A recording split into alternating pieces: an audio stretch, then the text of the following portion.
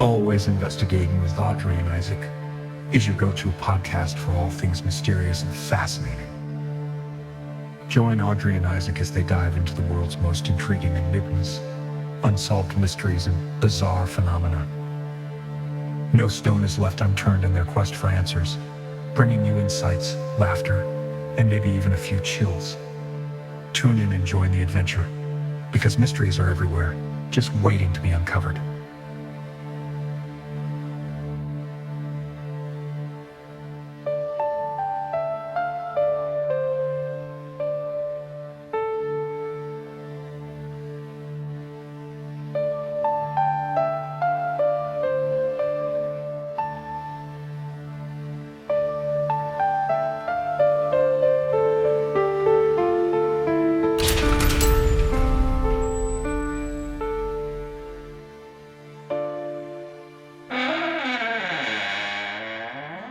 Welcome back, everyone.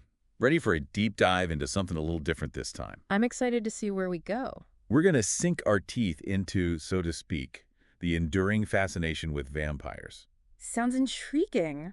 You know, it might seem like a spooky topic, but there's so much more to these creatures of the night. Definitely. History, folklore, psychology. Even a touch of science if you go digging. Exactly. Yeah. So let's get this deep dive started. Now, most people think vampires are, a pretty modern invention. Right. Gothic novels, spooky movies, that sort of thing. Sure.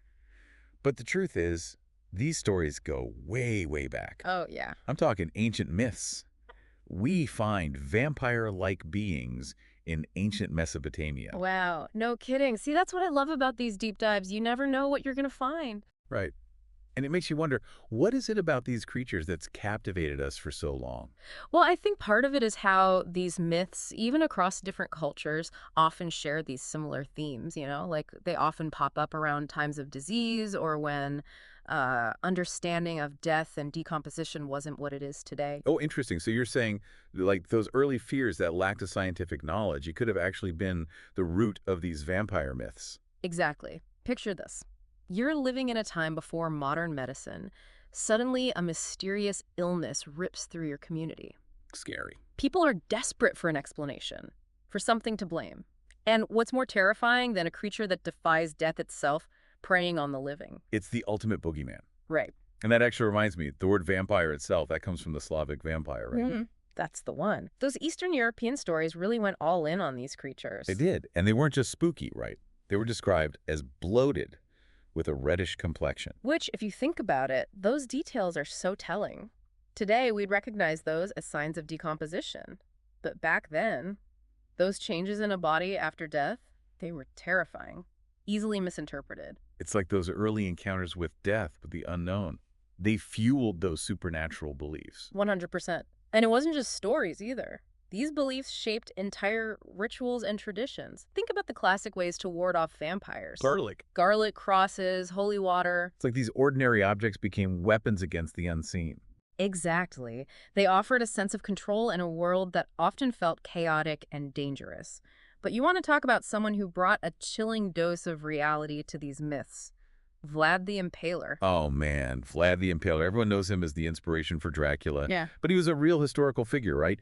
What made him so terrifying that he earned a spot in vampire lore? Well, Vlad III, or Vlad the Impaler as he's better known, wasn't a vampire in the literal sense. Right. He was a 15th century ruler in Wallachia, which is modern-day Romania. But his cruelty, legendary. Yeah. His nickname, it came from his, shall we say, favorite method of execution, impaling his enemies on stakes. Brutal. And we're not talking about a handful of enemies here. He did this to tens of thousands of people. Okay, see, that's beyond brutal. That's downright monstrous. No wonder he's linked to vampire stories. And it's that real-life horror that captivated Bram Stoker, the author who gave us the iconic novel Dracula. Right. Now, Stoker didn't just lift Vlad's story wholesale. He took inspiration from the brutality, the sheer terror that Vlad inflicted, and used those elements to craft a new kind of monster. So Vlad's reign of terror, it's like the foundation for the modern vampire myth. You could say that, but Stoker did something even more clever, I think. He took those barbaric origins and added this air of sophistication. Dracula wasn't just a mindless monster. He was intelligent, aristocratic, even charming. And that's where things get really interesting, right? Because Stoker's Dracula wasn't just terrifying, he was alluring. He had this magnetic quality that made him even more dangerous. Exactly. He gave vampires a whole new set of powers. Shape-shifting, controlling the weather, even hypnotizing his victims. This wasn't a monster you could just outrun or overpower. This was a creature who could charm his way into your life, into your home, making him a far more insidious and terrifying threat. Okay, now I'm starting to see how the vampire myth evolved from these ancient fears into something much more complex and, dare I say, seductive. But Stoker also gave us those classic weaknesses, right? Garlic, holy objects, the whole can't cross running water thing. Where does those come from? Well, I think those weaknesses are really interesting, you see, because they kind of tie back to those earlier beliefs, those attempts to control the uncontrollable, right? Okay. Like garlic, for example. Yep. It was often thought to have, medicinal properties.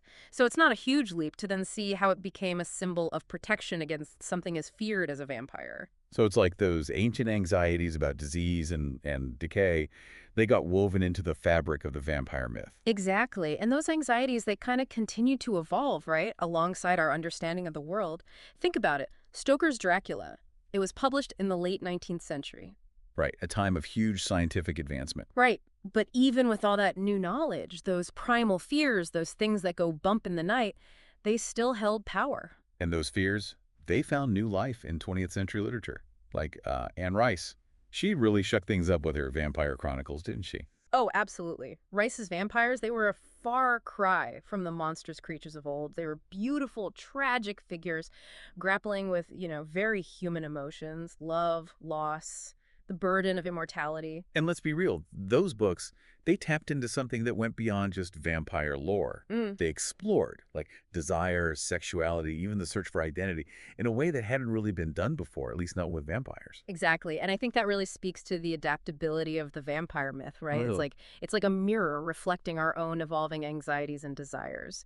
With Rice's vampires, we saw from these purely monstrous depictions to something more nuanced, more relatable even. It's like she gave us permission to sympathize with the monster, to see ourselves in their struggles. Yeah, and that's powerful because when you can relate to the monster, even just a little, it makes you question, well, what does it even mean to be human? And those questions, they took on a whole new life in pop culture. I mean, we went from brooding philosophical vampires to, like, teenage vampire slayers, like, overnight. Oh, you're talking about Buffy, of course. But Buffy. Buffy the Vampire Slayer. It was a cultural phenomenon, and it so brilliantly captured the anxieties of growing up, of facing the unknown, all wrapped up in this supernatural package. Buffy made slaying vampires cool. Eh?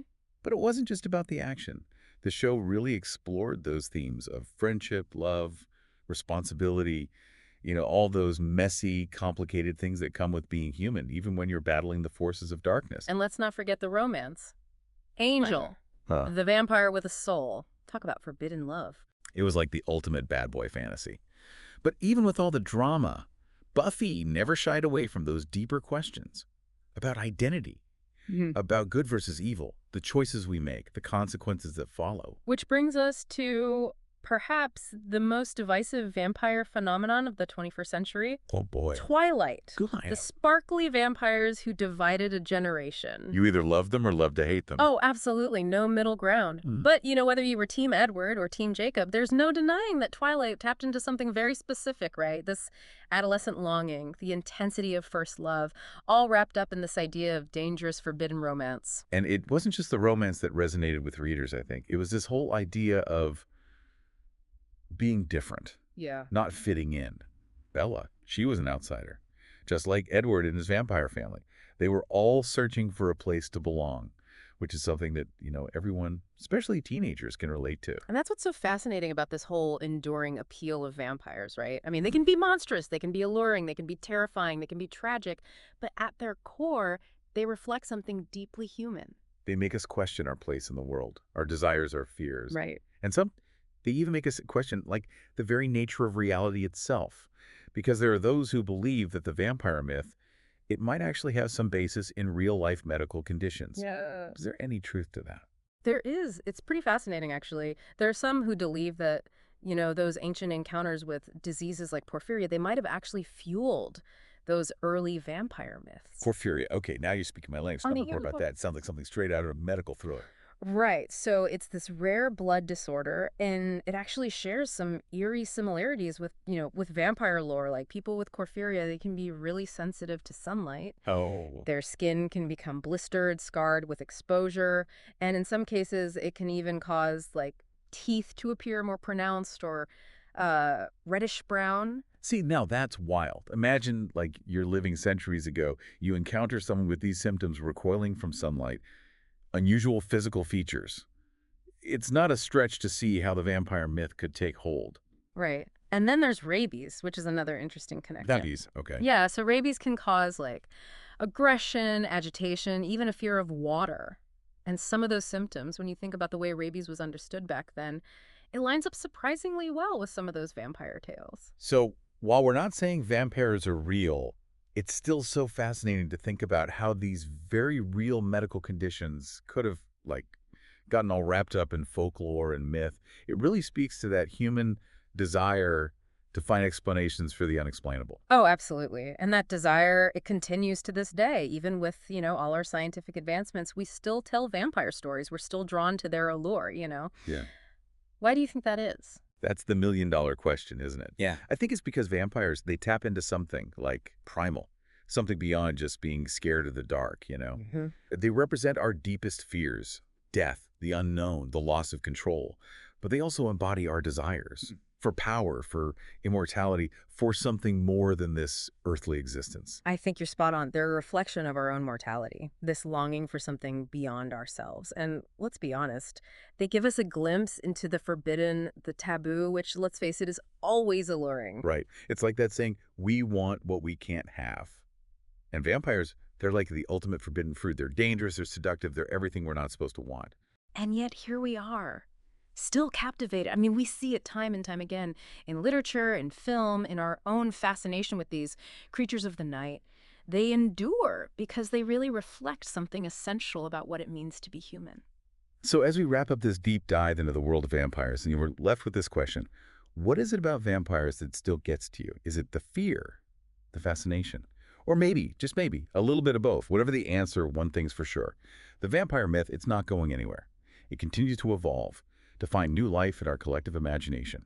Thanks for joining us for another deep dive. Until next time.